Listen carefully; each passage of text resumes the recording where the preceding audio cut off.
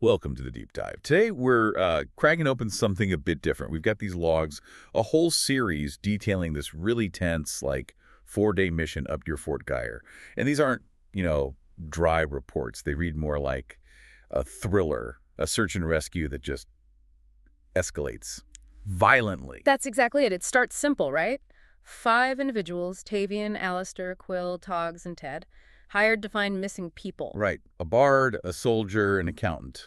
Quite the mix. Uh-huh. But the real story here, what we're digging into, isn't just what they fought, it's the why.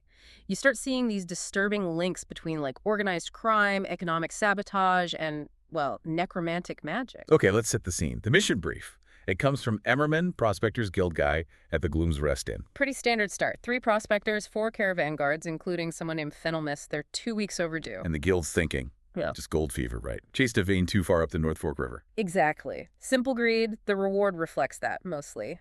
50 gold pieces per member. Which, for context, 50 GP, that's decent pay for what sounds like a straightforward, if risky, search. But it gets complicated fast. Before they even leave town, Tavian, the bard, gets a tip. Ah, the Bard's info network. Right. He meets this contact, Orvin Brask, works for the Ledger, and Orvin gives him this, chilling warning. Okay. Says there was another recovery attempt before this one. Failed badly. Only one guy came back totally mad. Raving about what?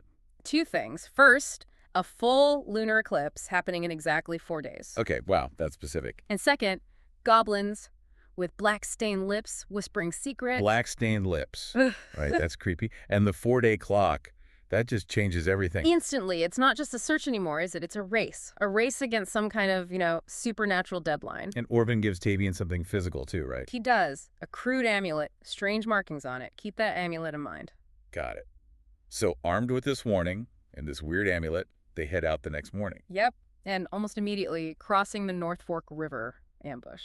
Just like that. Well, just a single goblin. They deal with it quickly. But what they find in its pouch, that's the kicker. Don't tell me. A big gold nugget. Yay, the amulet. A matching amulet. Identical. Wow. Okay, so day 1, gold, Yeah. eclipse deadline, amulet. It's all connected to whoever ambushed them. Precisely. This isn't just about lost prospectors anymore. They've stumbled into something organized, something ritualistic. Yeah, the economic angle, the gold, it's suddenly tangled up with something much darker. And you have to ask why. Is the gold funding this? Is it bait? Or is it, like, part of the ritual itself? Especially since Tavian's informant, Orvin, works for the Ledger. That Right. sounds financial, like trade routes, stability, that sort of thing. Good point. We need to track that economic thread. Okay, so they follow the tracks from that first goblin, And find a way. prospector camp, Yeah. ransacked, tents torn up, bloodstains, but interestingly, no bodies. No bodies. That's unsettling. Where do they go? Exactly. Then they find the goblins responsible, a group just settling down for dinner. Time for ambush number 2.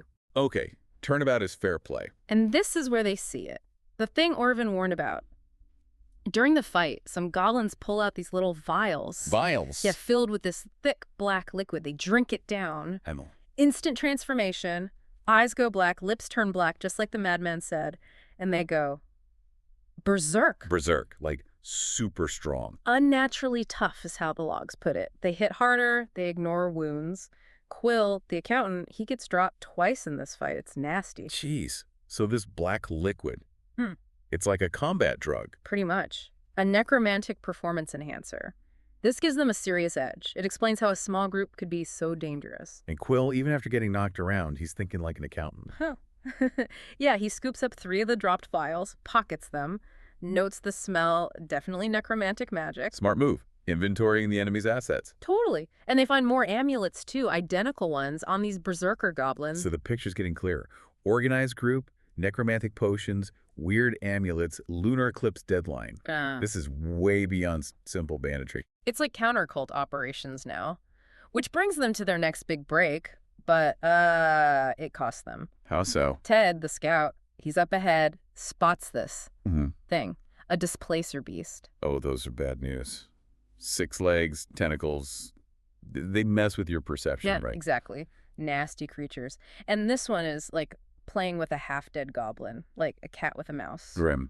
So what do they do? They make a tough call. Decide the intel they might get from that goblin is worth the risk of fighting the beast. Okay, high-stakes gamble. How'd it go? Rough. Really rough. The logs describe it as pretty brutal. Alister, the soldier, he goes down hard. Not good. And then, after they finally kill the beast, Tavian gets bitten by a centipede and dies. A centipede. Again. Seriously. Slight chuckle. Yeah. Yeah. Seems to be his kryptonite. Tiny venomous things. Alister has to use a healing potion on him immediately. That's, his second brush with death? He needs better boots. Or just bubble wrap. Hey. But did they save the goblin? Was it worth it? They did. And yes, absolutely worth it. After they heal her up, the goblin, her name's Gruka, she talks. Okay, finally some answers. What does she say? She spills everything. Confirms the missing prospectors are alive, but they're being held for sacrifice. Sacrifice to what? To something called the Maw and the Sacrifice. It's time for the full lunar eclipse. Just like Orvin warned. 4 days. The timeline again. Yeah. And why them? Why the prospectors? Gruka says their blood is considered gold to this Maw, which is disturbing. Blood is gold. Yeah. Okay. Does she name the leader? Yep. A powerful goblin shaman. Name's Ripgut. He's running the show. Ripgut. Got it. Anyone else involved? Oh, yeah. This is critical. Gruka mentions Ripgut's ally, someone she calls the Lady. The lady? Who's she? Seems she's the supplier.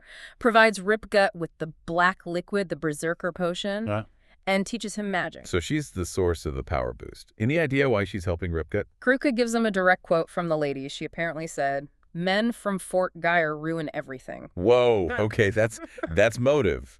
Specific motive, targeting Fort Guyre. It changes the perspective entirely, doesn't it? This isn't just a random cult. It feels like a targeted attack. Economic, maybe? Hitting the prospectors, calling their blood gold. And the lady hating Fort Guyre. It connects. Yeah.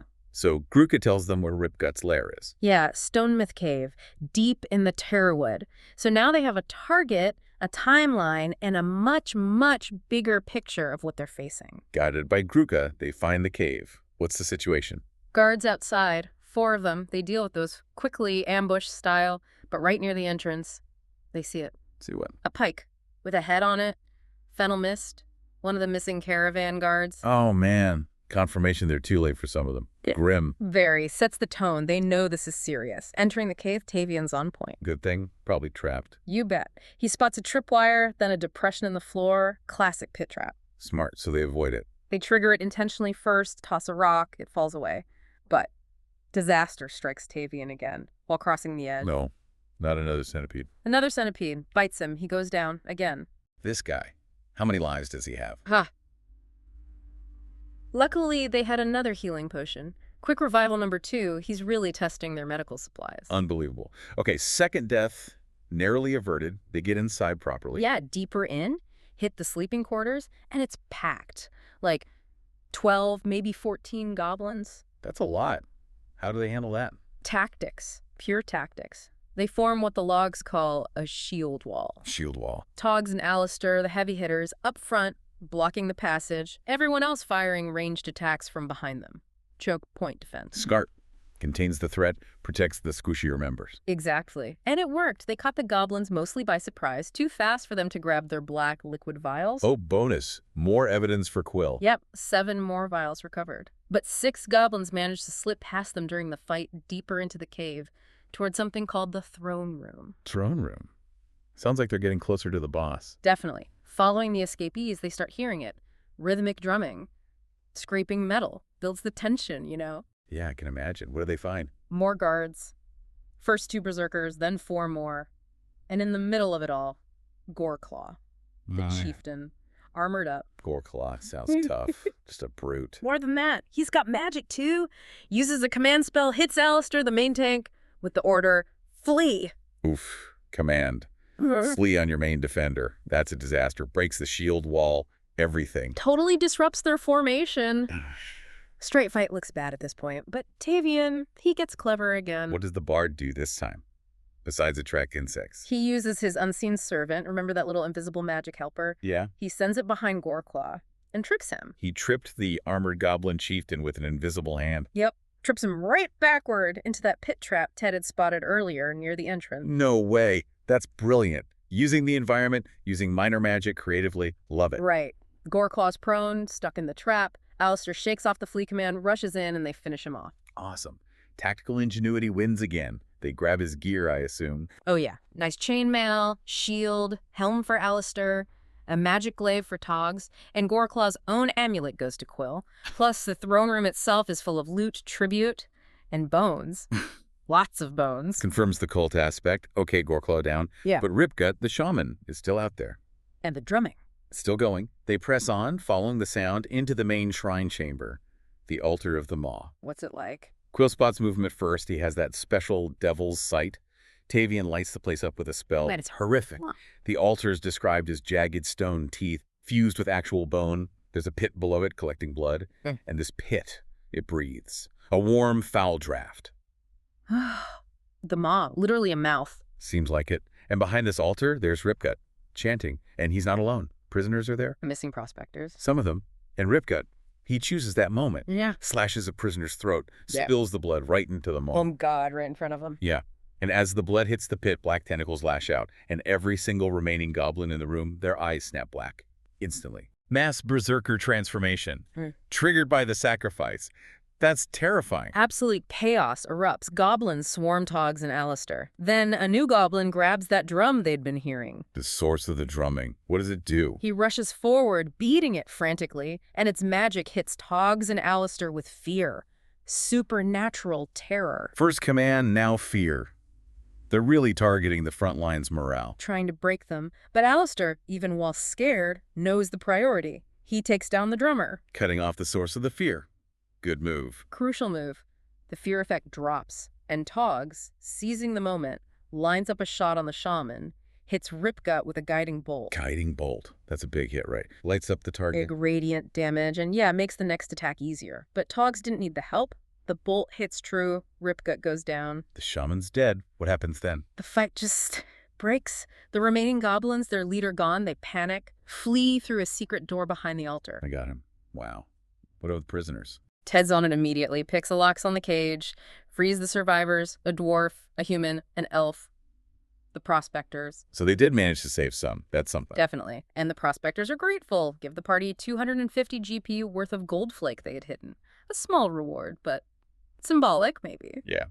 Proof of what this was all about, in a way. What else did they find? Ripgut must have had some interesting stuff. Oh, yeah. Magical gear, staff of the Maw, fetish of the blood drinker, and that bone drum. Ironically, it grants resistance to fear. The tool used to cause fear also protects from it. Interesting. Anything else? Tavian takes a rub-in from an obsidian plate on the altar, marked with infernal runes. Definitely some dark connections there. And then the final piece. What's up? A torn piece of parchment found in the mess, marked with a sigil. The Silent Ledger. The Silent Ledger again. Orvin Brask's employer. What did the parchment say? It detailed trade losses. Significant ones. Yeah. Specifically north of Fort Guyre, right where they were. Okay, let's put this all together. They rescued the survivors, stopped the ritual, killed the leaders. But the underlying stuff. That's the real takeaway, isn't it? This wasn't just some goblin tribe getting rowdy. You have Ripgut, a shaman using necromancy, worshipping this Maw. Supplied and mentored by the mysterious lady who explicitly hates Fort Guyre. Exactly. She provides the combat drugs, the magic training, and the motive seems clear now. Destabilize Fort Guyre. Hit their economy, the gold prospectors, the trade routes. The ledger document confirms that focus on trade losses. So the blood being gold, it was literal and metaphorical. Stealing the region's wealth and using blood magic. It's economic warfare disguised as a cult. That's how it looks, a sophisticated, targeted operation. And the party only succeeded because they were adaptable, right? Using those tactics, the shield wall, the trip with the unseen servant, linking the clues like the amulets and the deadline from the start. Absolutely. Brute force wouldn't have done it. They needed intelligence, observation like Quill grabbing the vials, and unconventional thinking. It shows you how to tackle these complex threats. Which leaves us with a pretty chilling thought, doesn't it? This mysterious lady, her hatred for Fort Guyre, her access to powerful magic, and now this definite link to the Silent Ledger. Yeah, you have to wonder, don't you? Was stopping Ripgut just putting out one fire? Is this lady, maybe even backed by elements within the ledger, just getting started? Could this whole thing be the opening move in a much larger campaign to cripple Fort Guyre entirely? Maybe using these kinds of deniable assets like cults to attack their rivals makes you think.